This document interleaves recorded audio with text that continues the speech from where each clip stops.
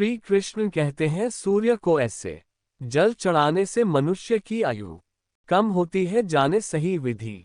दोस्तों, एक बार नारद जी भगवान श्री कृष्ण के पास आते हैं और उनसे पूछने लगते हैं, हे प्रभु, सूर्य को जल देने का क्या औचित्य है? सूर्य को जल क्यों दिया जाता है? सूर्य को जल देने के क्या फायदे हैं तथा सूर्य को जल देने की सर्वोत्तम विधि कौन सी है?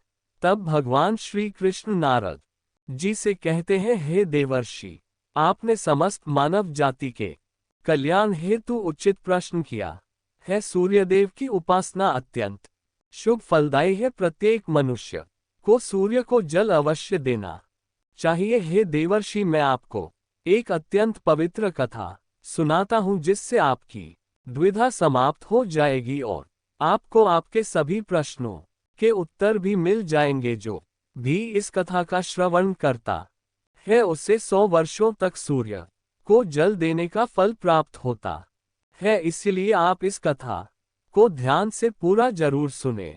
तो दोस्तों, भगवान श्री कृष्ण ने सूर्यदेव की महिमा का वर्णन करने के लिए नारद जी को एक अत्यंत पवित्र कथा सुनाई है। इस कथा में सूर्य को जल देने की सही विधि और अत्यंत शक्तिशाली सूर्यदेव के मंत्र के बारे में बताया है। इसीलिए आप सभी इस कथा को ध्यान से पूरा अवश्य सुने। इस कथा को सुनने मात्र से ही आपको सूर्य को जल देने का फल प्राप्त होता है। तो चलिए शुरू करते हैं इस पवित्र कथा को। भगवान श्री कृष्ण कहते हैं, हे देवर्षि, प्राचीन काल की बात है। मध्य देश में एक अत्यंत प्राचीन शोभायमान नगरी थी। उस नगरी में एक ब्राह्मण मनोहर अपनी पत्नी मावती के साथ निवास करता था। मनोहर शास्त्र ज्ञान में पारंगत था, किंतु उसने अपने ज्ञान का कभी सदुपयोग नहीं किया। उसने उसके ज्ञान का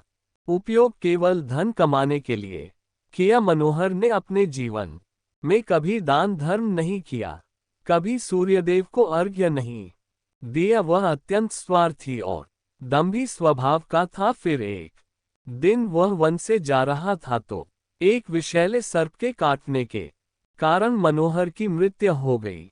मृत्यु के बाद मनोहर को यम के दूत यमलोक लेकर गए। वहां यमराज ने मनोहर के पाप और पुण्य का मूल्यांकन किया और मनोहर को नरक में डाल दिया। मनोहर अनेकों वर्षों तक नरक में सजा भुगतने लगा और फिर उसे प्रायश्चित करने के लिए फिर से मनुष्य जन्म की प्राप्ति हुई। उसका दूसरा जन्म एक गरीब शूद्र के घर पर हुआ। दूसरे जन्म में उसे अत्यंत दुख भोगने पड़े। उसके बड़े होते ही उसके पिता ने उसका विवाह एक युवती से करा दिया और फिर वह उस युवती के साथ वन में ही झोपड़ी में रहने लगा। विवाह के बाद अनेक वर्षों तक उस शूद्र को कोई संतान नहीं हुई, इसीलिए वह और भी अधिक दुखी रहने लगा। लेकिन इतने में ही उसके दुख समाप्त नहीं हुए। कुछ वर्षों के बाद दव योग से उसके शरीर में भयंकर कोढ़ का रोग उत्पन्न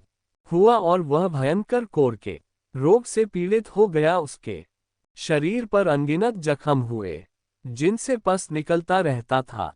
वह कोढ़ी शूद्र अब कुछ काम भी नहीं कर सकता था और दिन भर घर पर ही पड़ा रहता। उसकी पत्नी एक पतिव्रता नारी थी। उसने पति को कोढ़ होने के बाद भी उसका साथ नहीं छोड़ा और वह उसकी नित्य सेवा करती रहती थी। वह अपने पति को ही परमेश्वर मानकर उसकी पूजा करती थी, उसके लिए भोजन का प्रबंध करती थी, उसे स्नान करती थी। वह शूद्र अनेक बार मन ही मन सोचता रहता था कि किस जन्म के पाप के कारण उसे यह कोढ़ रोग हुआ। ऐसा सोचते हुए वह बहुत ही निराश और उदास रहने लगा। फिर एक दिन उसके द्वार पर एक साधु पधारे। उस कोढ़ी शूद्र की पत्नी ने उन साधु महात्मा की बड़ी सेवा की, जिससे प्रसन्न होकर उस साधु ने उस कोढ़ी की पत्नी को वर मांगने के लिए कहा। तो की पत्नी ने कहा, हे महात्मा, मेरे लिए मेरे पति ही सर्वस्व है, वही मेरे स्वामी है। आपसे विनती है कि मेरे पति का रोग दूर करें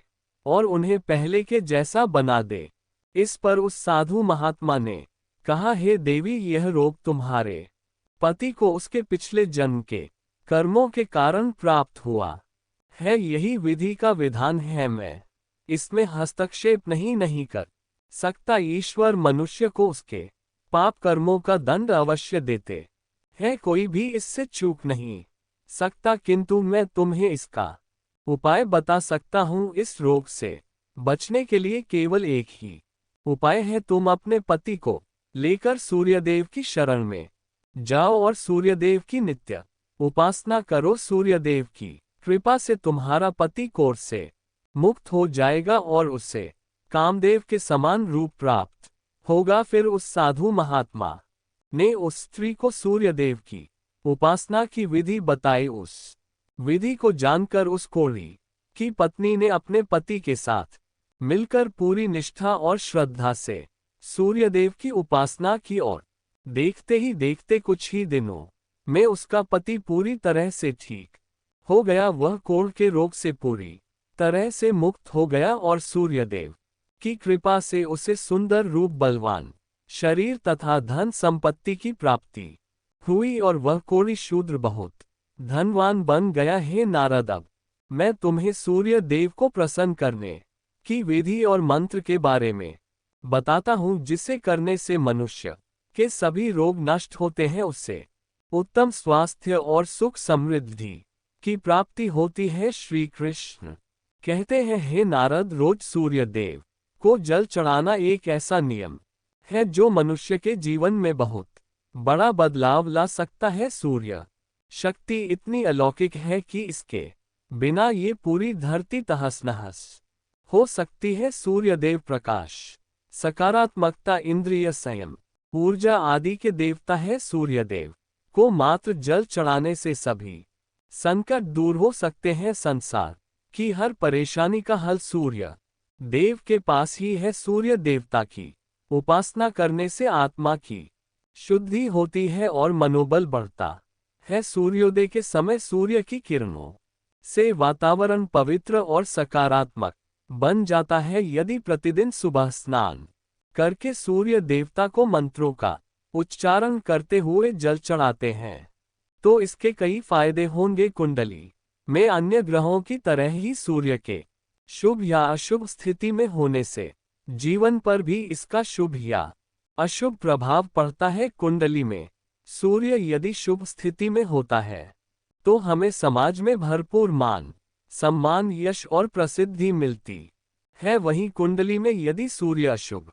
स्थिति में हो तो इसके विपरीत परिणाम मिलते हैं। इसलिए कुंडली में यदि सूर्य की स्थिति मजबूत करनी है तो ज्योतिष शास्त्र में कुछ ऐसी चीजों के बारे में बताया है जिन्हें पानी में डालकर सूर्य देव को अर्घ्य देने से शुभ परिणाम प्राप्त होते हैं। किंतु मित्रों, कई मनुष्य सूर्य को जल देते समय बहुत सी गलतियां कर बैठते हैं। सूर्य को जल देते समय महत्वपूर्ण नियमों का पालन नहीं करते हैं।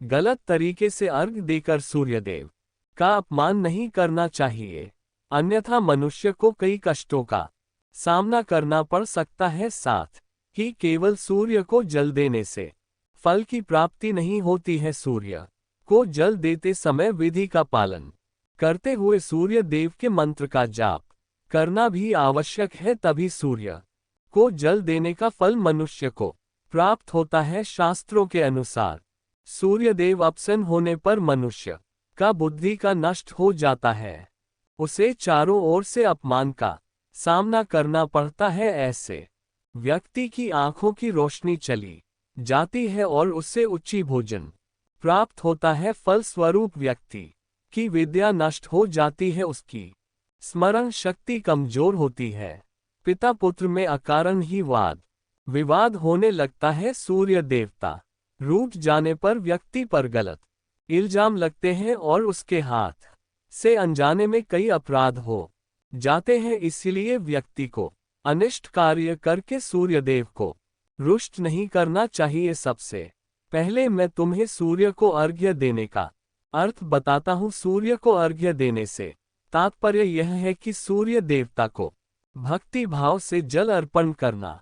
ये जल दोनों हाथों की ओंजल बनाकर या तांबे के पात्र में शुद्ध जल भरकर उसे सूर्य देवता को समर्पित करें, लेकिन ध्यान रहे कि यदि हाथों की ओर जल बनाकर सूर्य देवता को अर्घ दे रहे हैं तो हाथों की तर्जनी और अंगूठे को एक दूसरे से जोड़कर ना रखें, यानी कि एक दूसरे का स्पर्श ना होने दे। दोनों हाथों के अंगूठे को फैलाकर रखें। यदि हम तर्जनी और अंगूठे को जोड़कर रखते हैं तो यह राक्षसी मुद्रा बन जाती है और इस मुद्रा में सूर्य को अर्घ देना अशुभ माना जाता है। यदि पात्र में जल भरकर सूर्य देवता को अर्घ्य दे रहे हैं तो भी उस पात्र को दोनों हाथों के अंगूठे का स्पर्श ना हो, इसका ध्यान रखें। अर्घ देते समय अपने दोनों हाथों को ऊपर उठाकर पात्र को पकड़े और सिर झुकाकर रखें। सूर्य देवता को अर्घ्य हमेशा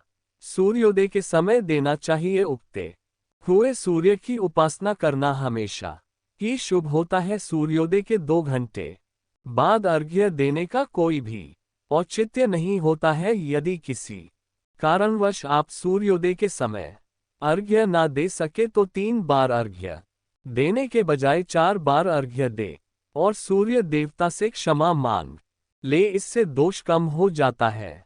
सूर्य को जल तांबे के पात्र में ही देना चाहिए। तांबा को सूर्य देव की प्रिय वस्तु माना गया है, इसलिए सूर्य को जल देने के लिए केवल तांबे से बने पात्र का ही प्रयोग करना चाहिए। अन्य धातुओं से बने पात्रों में सूर्य को अर्घ्य देने से कोई लाभ प्राप्त नहीं होता है। परमात्मा ने सूर्य को जगत में प्रकाश करने, संचालन करने, अपने तेज से शरीर में ज्योति प्रदान करने तथा जठराग्नि के रूप में आमाशय में अन्न को पचाने का कार्य सौंपा है। इसी कारण से तांबे के पात्र में रखे जल को पीने से व्यक्ति पेट से जुड़े रोगों से भी मुक्त हो जाता है। उस तांबे के पात्र में गंगा जल या पवित्र नदियों का जल भरें। यदि ऐसा संभव नहीं है तो शुद्ध जल का प्रयोग करें। मात्र जल से कभी भी अर्घ नहीं देना चाहिए। जल के पात्र में जल के साथ मुख्य रूप से कोई भी लाल फूल, लाल चंदन और अक्षत जरूर डालें। आप चाहे तो इस जल में थोड़ा सा घी, शहद, दूध या गुड़ इत्यादि भी मिला सकते हैं। सूर्य देव को अर्घ्य देने का सही समय तब होता है जब सूर्य लालिमा लिए हो, अर्थात जब प्रातःकाल में सूर्य लाल रंग का दिखाई दे तो उस समय अर्घ्य देना सर्वश्रेष्ठ फल देता है। यदि किसी मनुष्य ने सूर्य को अर्घ्य देने का संकल्प लिया है तो यह संकल्प कभी नहीं तोड़ना चाहिए। जितने दिनों का भी संकल्प लिया हो उतने दिन सूर्य को अर्घ्य अवश्य देना चाहिए। यदि संकल्प को पूरा नहीं कर सकते तो ऐसा संकल्प नहीं करना चाहिए, इससे सूर्य देव रुष्ट हो जाते हैं। दोस्तों, भगवान श्री कृष्ण ने सूर्यदेव को जल देने का मंत्र बताया है जिसका उच्चारण अवश्य ही करना चाहिए। वह मंत्र इस प्रकार है: ओम खकोल्का नमः। इसके अलावा ओम घृण सूर्याय नमः इस मंत्र का भी जाप कर सकते हैं। इस मंत्र का उच्चारण करके सूर्य को जल देने से दरिद्रता का अंत होता है और व्यक्ति को सुख समृद्धि की प्राप्ति होती है। श्री कृष्ण कहते हैं, हे वत्स, सूर्यदेव की महिमा अपरंपार है और प्रतिदिन ही हमें उनका आभार मानना चाहिए, परंतु मुख्य रूप से रविवार का दिन सूर्य देवता का दिन माना जाता है। इसलिए कुंडली से सूर्य दो को दूर करने के लिए रविवार के दिन विशेष रूप से सूर्य देवता का उपवास रखना चाहिए और सूर्य से संबंधित वस्तुओं का दान करना चाहिए। सूर्यदेव से संबंधित वस्तुएं हैं तांबा, गेहूं, गुड़, चंदन तथा पीले रंग के वस्त्र आदि। इन वस्तुओं का रविवार के दिन दान करने से व्यक्ति के सभी दुखों का अंत होता है। यदि व्यक्ति बीमार है अथवा घर में सूतक है या अन्य कोई समस्या है जिसके कारण वह सूर्य देव को अर्घ्य नहीं दे पा रहे हैं तो इसके लिए शास्त्रों में मानस पूजा का प्रावधान किया गया है, अर्थात अपने मन में ही सूर्य देव को अर्घ्य दे सकते हैं। सूर्योदय पूर्व दिशा से होता है और यदि किसी कारणवश सूर्य देवता दिखाई नहीं दे रहे हैं तो उनका मन ही मन स्मरण करके पूर्व दिशा की ओर मुख करके उन्हें अर्घ्य दे सकते हैं, लेकिन कभी भी सूर्य को अर्घ्य देने का संकल्प ना छोड़े। तो दोस्तों, इस प्रकार से भगवान श्री कृष्ण ने सूर्यदेव को अर्घ्य देने की विधि, सूर्यदेव को अर्घ्य देने का मंत्र बताया है। मैं आशा करता हूं कि यह कथा एवं जानकारी आपको अच्छी लगी होगी, तो चैनल को सब्सक्राइब करना ना भूले, साथ ही वीडियो को लाइक एवं शेयर जरूर करें और कमेंट बॉक्स में जय सूर्य देवता और जय श्री कृष्ण जरूर लिखें। धन्यवाद।